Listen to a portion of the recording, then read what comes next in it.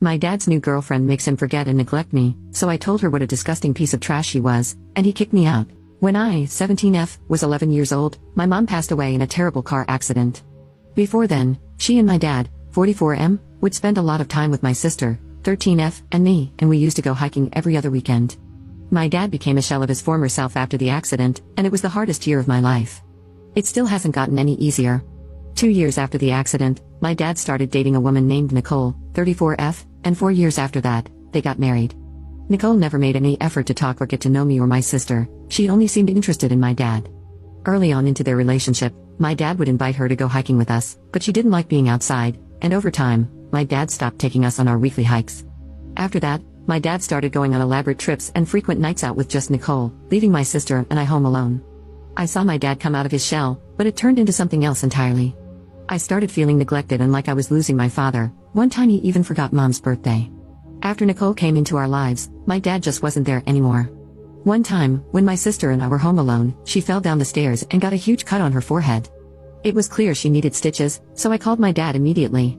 Nicole answered the phone, and I told her to give the phone to my father. She refused, saying he was busy, and before I could get another word in, she disconnected the call. Embarrassingly, I had to ask the neighbor to bring us to urgent care, where my dad later met us. At one point, this woman removed my mom's picture from the fire mantle to put up a picture of her and my dad from their trip to Washington. The thing that tipped me over the edge was when she made my dad forget about my mom's birthday. Every year, my sister and I would go with our dad to visit my mom on her birthday. It was an annual tradition even before Nicole entered our lives. Nicole and my dad went on a trip to Florida and were supposed to be back 3 days before my mom's birthday.